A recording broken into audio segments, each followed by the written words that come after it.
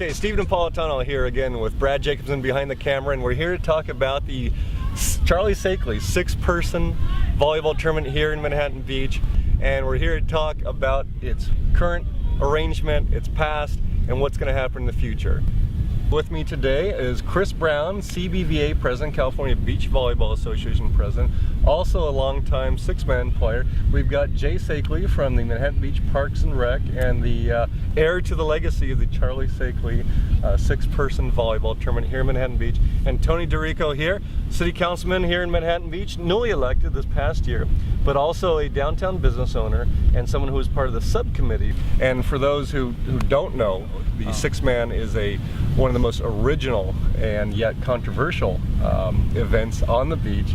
And let's just get started with some background, Jay. Well, from what I was told by Charlie, the 6-man tournament started out of a need for spectators on the beach watching the International Surf Festival competition. Well, and let's talk about that because, you know, this is the 6-man. It's something different. It's unique. There's no money involved, but you've got some of the world's best. Well, I mean, you basically have everybody from the current national team players who are going to play in the next Olympics to all the past national team players who have won medals. I think it's important to know that it's the very best, the very highest level of 6-man beach volleyball anywhere in the world. Since your father passed the torch on to you, and sadly his own passing, but you've had it now for how many years? I think this is my 8th year. When I took it over, we had about 25 to 230 teams. How many spectators would you say? I've heard estimates of up to 60,000. I think in the following years, in 2009, 2010, I think is when it reached its maximum. What do you attribute, though, the increase in the spectatorship? I think it's actually pretty easy. I mean, and Tony and I also were on the subcommittees, and so this was something that we bannered about a lot. Everybody who came to the event, if you came for the first time, say from the Midwest or the South or the East Coast, you looked around and you thought, this is the coolest thing I've ever seen in my life. I'm going to go home and I'm going to tell my 10 buddies, they have got to come out here next year. So then the next year, the 10 buddies were there. Those 10 buddies saw the same thing. They went back and told their 10 buddies. And that's exactly what we saw through the early 2000s and into 2010, 2011 was every year the crowd got bigger. And let's talk about that party aspect. You can't get away from that because there came to a certain point where it did seem like somebody was throwing a party and all of a sudden a volleyball game broke out. I think there's a huge element of that, but I think what made it, to me personally, even cooler than say a Mardi Gras is that you had that side by side with some of the greatest athletes in the world playing at the highest level, but then you also had one of the best parties and atmospheres in the world. So those two things together made it truly unique and made it so popular. My wife said to me, when you moved here 17 years ago and went to your first 6-man event, you must have thought you died and went to heaven.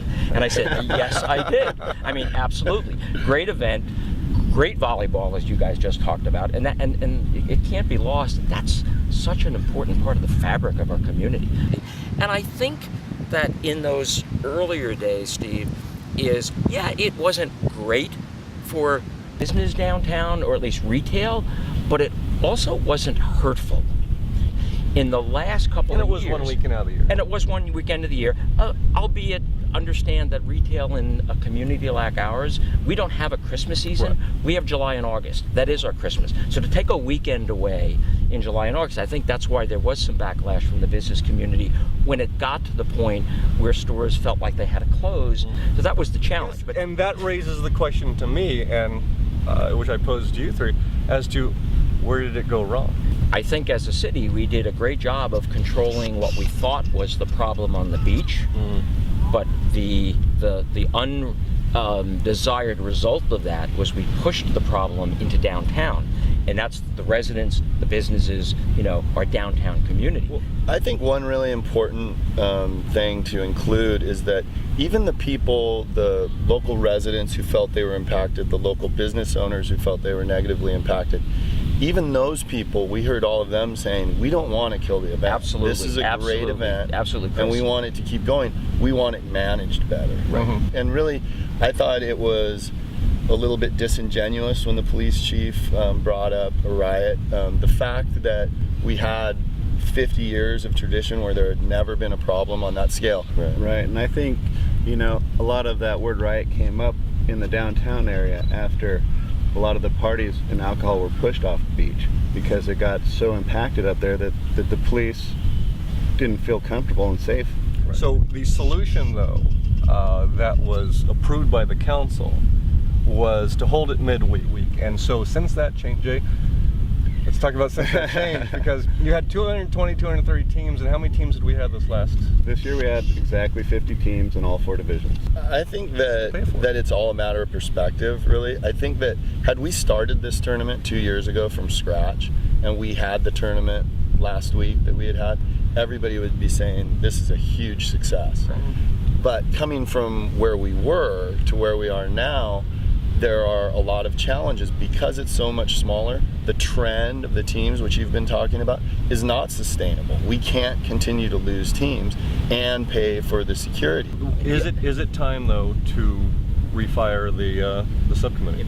If having a committee put together where we could look at what the city is doing and maybe needs to do or doesn't need to do with respect to that, I don't think that's a bad idea. And Jay, what do you think about that?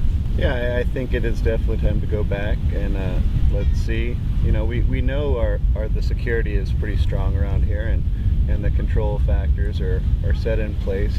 I just think that's one factor that the city needs to recognize and look at when we do go back to the committee, is that if we don't hold the most prestigious 6-man tournament, someone's always going to try and be knocking on our back door and knock it off. I think there have been a lot of creative solutions floated that we haven't really fully explored, so I do think it would be a good idea to get the committee back together. But the idea that I've been talking about for a couple years is to fence the whole thing off and charge admission, not as a commercial enterprise, but just as a way to provide security and limit the amount of people in there and give all the money to charity. You could pay for the security costs out of that, and whatever money's left over, donate to the Education Foundation or Surfrider Foundation. But I'm the new council member. You've been on council a lot longer than I was, Steve. That I believe is an impossibility for us because we don't own this beach. We can't fence this beach off and charge admission. The issue would be with the Coastal Commission, but there are always requests to the Coastal Commission to make changes. That could be a request by the city to make that change if we're willing to do that. So it sounds to me, though, that we love this tournament, first of all, here on the sands of Manhattan. Absolutely. We don't want it to go away. It was the 53rd annual this year. We want there to be a 54th and so on annual going into the future. But it needs to be looked at again just to see if we keep it the way it is for another couple of years or if we seek some changes. Yeah, we've had 2 good years under their belt, under our belt. You know, what are the next steps? I think it'd be a great idea. There you have it. But for now, we're going to close the books on the 53rd annual 6-man this past weekend. Oh wait, no, it was Wednesday and Thursday. But just want to thank you, Chris. Thanks for your participating, Jay, coming out. Thank you. Tony, Thank absolutely. You guys. Thank you guys. So that's it here from the beaches in Manhattan Beach.